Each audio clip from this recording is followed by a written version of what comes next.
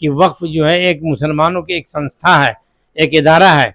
इसमें जो है गैर मुस्लिमों की जो है क्या ज़रूरत है। जैसे कि सरकार जो है वक्फ की ज़मीनों पर, बहुत बड़ी ज़मीनों पर कब्जा किए हुए हैं, उसको हड़पना है उसको, क्योंकि हुकूमत जो है, मोदी हुकूमत जो है उसी की हिमायत में लगी हुई है, इसीलिए ये कानून लाया गया है। जाहिर है कि वो ये सब घटनाएं करवाई जा रही हैं हुकूमत की तरफ से कि हमारा उनका इलेक्शनी फ़ायदा हो। धर्म चाहता है कि आतंकवाद को पसंद ही नहीं करता है मुसलमान।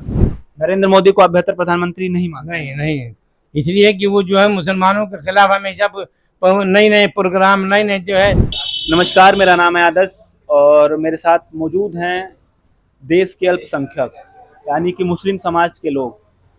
बीते दिनों एक कानून में संशोधन आता है, वक्फ विधेयक जिसका नाम होता है, और जिस पे देश भर में एक बहुत बड़ा हंगामा होता है कि वक्फ को ख़त्म करने की कोशिश है और एक कानून बदल दिया जाएगा। बहुत सारी वायरल दावे सोशल मीडिया पे होते हैं। लेकिन आज हम मौजूद हैं मुस्लिम समाज के लोगों के साथ, जिससे जानेंगे कि वक्फ होता क्या है, वक्फ होता क्या है। वक्फ तो बताया गया है ना कि ये वक्फ जो है अपनी जायदाद को किसी गरीब के इस्तेमाल के लिए अल्लाह के नाम से वक्फ कर दिया जाए, और उसका इस्तेमाल सिर्फ गरीब और यतीम और बेवा और गरीब समाज के लिए इस्तेमाल किया जाए। ये वक्फ है, वक्फ का यही मतलब है। जो इसको लेकर के इतना बड़ा हंगामा हुआ कि वक्फ को ख़त्म किया जाएगा, इसमें गैर हिंदुओं की एंट्री होगी, मुसलमानों को नुकसान, इसको लेकर क्या सोचते हैं? असल में ऐसा है कि ये तो पागलपने की बात है कि वक्फ जो है एक मुसलमानों की एक संस्था है, एक इदारा है। इसमें जो है गैर मुस्लिमों की जो है क्या ज़रूरत है। जैसे सिख हैं, हिंदू हैं, कि हिंदू के क्या बाबरी में वो राम जन्मभूमि के ट्रस्ट में किसी मुसलमान को रखा जाएगा? नहीं रखा जाएगा। इसी तरह के पंजाबी हैं, सिख है, उनके जो कोई भी संस्था, उनकी जो मजहबी संस्था है, उसमें किसी गैर मुस्लिम को रखा नहीं जाएगा। तो मुसलमानों की संस्था जो है ये तो मजहबी संस्था है, इसमें जो है गैर मुस्लिमों की क्या ज़रूरत है। और इस संस्था को चलाने के लिए जो है वही मुतवल्ली, जो उसका जो ट्रस्टी होगा वही चलाएगा। इसमें कलेक्टर, कमिश्नर या सरकारी सरकारी महकमे की क्या ज़रूरत है। आपने अभी कहा कि राम जन्मभूमि में किसी गैर हिंदू को नहीं रखा जाएगा, इस तरह से आपके अनुसार वक्फ में किसी गैर हिंदू को नहीं रखना चाहिए? बिल्कुल नहीं, इसलिए उसकी ज़रूरत नहीं। वो उसको जो है वक्फ का जो कवानीन है, जो उसका ला है, वो मुसलमान ही समझेगा, गैर मुस्लिम तो समझेगा नहीं। उसको रखने के क्या उससे फ़ायदा है। सरकार का ये कहना है कि वक्फ जो है वो चुनिंदा कुछ गिने चुने लोगों तक सीमित था, अब इससे जो है लाभ जो है गरीब लोगों तक पहुंचा, गरीब तबके तक पहुंचेगा। अरे असल में मसला ये है कि सरकार जो है वक्फ की ज़मीनों पर, बहुत बड़ी ज़मीनों पर कब्जा किए हुए हैं, उसको हड़पना है उसको, समझा आपने। ये उसी के लिए लाया गया है। अब जैसे बम्बई में जो है आपकी जो सबसे बड़ी नहीं नहीं, जो सबसे बड़े पूंजीपति हैं, उनका मकान जो है वक्फ की ज़मीन पर है। अडानी है क्या, अंबानी का जो ज़मीन है, जो मकान उनका है, जो हिंदुस्तान का सबसे कीमती मकान है, वो वक्फ की ज़मीन पर है। उसी लिए ये सब लगाया गया है कि सब उसका, क्योंकि हुकूमत जो है, मोदी हुकूमत जो है उसी की हिमायत में लगी हुई है, इसीलिए ये कानून लाया गया है कि जो गवर्नमेंट और गवर्नमेंट के मातहत जितने लोग हैं या उनके जो दोस्त अहबाब हैं, उन पर जो ज़मीनें कब्जा की हो, वक्फ की ज़मीनें, वो उनको हासिल हो जाए, समझा आपने। ये इसीलिए, वरना उसको आज के भाजपा हुकूमत को मुसलमानों से कौन सी हमदर्दी है, मुसलमानों से कौन सी हमदर्दी है। आज तक की कोई मुसलमानों के लिए कोई काम तो किया नहीं वो भाजपा ने, सिर्फ सुबह से शाम तक जो उन्हीं की जल खोदने में लगी हुई है। अभी जैसे वक्फ, अभी आपने कहा कि मतलब ये आपके अनुसार जो वक्फ का कानून है ये पूरी तरीके से गैर जरूरी है, इसकी कोई आवश्यकता नहीं? बिल्कुल नहीं, कोई आवश्यकता नहीं। उसके जो है जो मुतवल्लियान है, जो उसका वक्फ बोर्ड बना हुआ, वो उसको देख रहा है। उत्तर प्रदेश के मुख्यमंत्री हैं योगी आदित्यनाथ, वो उनका कहना था कि जो कानून है, जो बोर्ड है, वो जमीन हड़पों की तरह है, माफियाओं की तरह है, जमीन हड़पने वाली संस्था है। ऐसा कुछ नहीं है। ज़मीन जो है वो जितने भी हैं वक्फ की जो ज़मीन है उस पर गरीबों का बहुत ज़्यादा कब्जा है। वो ज़मीनों का उससे उनसे फ़ायदा हो रहा है। गरीब उसमें बसे हुए हैं, उसमें जो है गरीबों का फ़ायदा है। और कोई अरे चंद एक ऐसे होते हैं कि जो वक्फ की ज़मीनों पर कब्जा किए हुए हैं, लेकिन ये ऐसा नहीं है। सबसे ज़्यादा गवर्नमेंट ही का वक्फ की ज़मीन पर कब्जा किए हुए हैं। गोरखपुर में भी वक्फ की जमीनें होंगी, बहुत ज़्यादा है। उसका क्या इस्तेमाल गरीबों के लिए है या आम लोगों के लिए, क्या है आम मुसलमानों के लिए? उसके बाद अब बहुत सी गरीबों को जो है उनको दान दिया जाता है, उनकी फीस का इंतज़ाम किया जाता है, उनके पढ़ने का इंतज़ाम किया जाता है, उनके कपड़े और खाने पीने का इंतज़ाम किया जाता है। और बहुत बहुत से उसके जो है फ़ायदे हैं।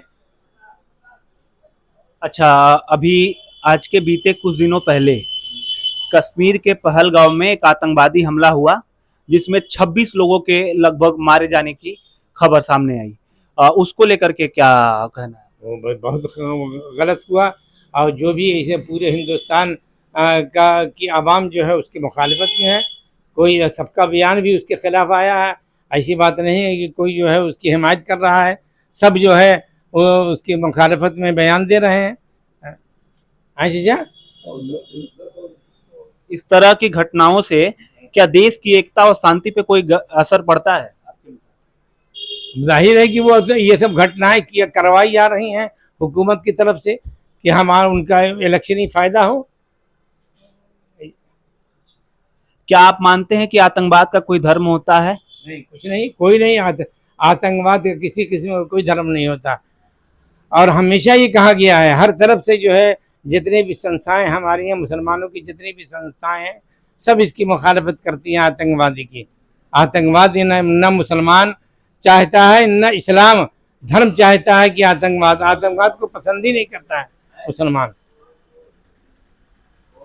इस मुद्दे पे पूरा देश एक है। कश्मीर में भी लोगों ने इसके लिए अगेंस्ट में प्रोटेस्ट किया कि जो मारा गया वो नाजायज है, इससे कश्मीर के ऊपर एक धब्बा लगा है। इसको आप कैसे? बिल्कुल सही, जिसने प्रोटेस्ट किया है और उसकी मुखालफत किया, बिल्कुल सही किया है। पाकिस्तान के ऊपर सरकार धीरे धीरे कार्रवाई कर रही है। पहले सिंधु जल समझौते को रद्द किया, फिर उसके बाद से कई सारे ऐसे प्रतिबंध हैं। उसके बाद सरकार ने कहा कि जो यहाँ पे मुसलमान जो वहां से आए हुए हैं, वीजा पे रह रहे हैं, उनको फौरन देश यहाँ से लौटना होगा। असल में ऐसा है, ये तो गलत किया यहाँ की हिंदुस्तानी हुकूमत ने, इसलिए कि वो अपने अज़ीज़ा अक़रबा रिश्तेदारों से मिलने आए हैं। जो वीज़ा जो है गवर्नमेंट ही ने दिया था, जितने दिन की गवर्नमेंट ने वीज़ा दिया था उनको उतने दिन रहने देते, फिर उनको इत्मीनान से जाते वो।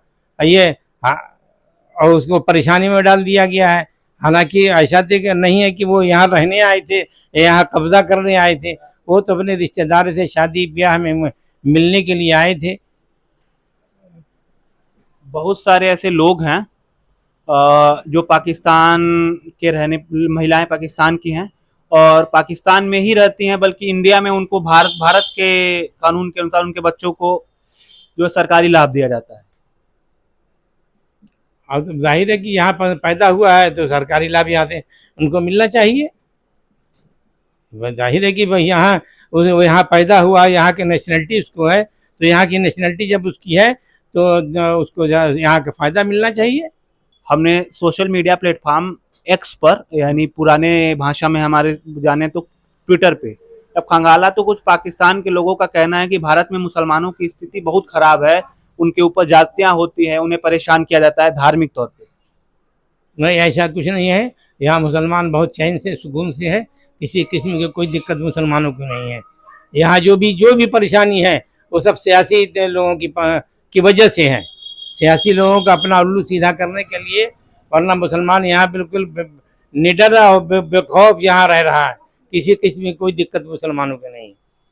पाकिस्तान के खिलाफ ये कहा जा रहा है और एक माहौल भी बन रहा है कि भारत बड़ी कार्रवाई करेगा, सैन्य कार्रवाई कर सकता है इसको लेकर आप बिल्कुल करना चाहिए भाई। जाहिर है कि आतंकवादियों ने हमला किया है और अगर उसमें पाकिस्तान का हाथ है और उनको तहकीक करने में उनको पाकिस्तान का हाथ दिखाई दे रहा है तो पाकिस्तान पर हमला करना चाहिए। आप आतंकवादी हमलों के पीछे पाकिस्तान को मानते हैं? हाथ पाकिस्तान का हाथ होता है भारत में आतंकवादी हमलों को?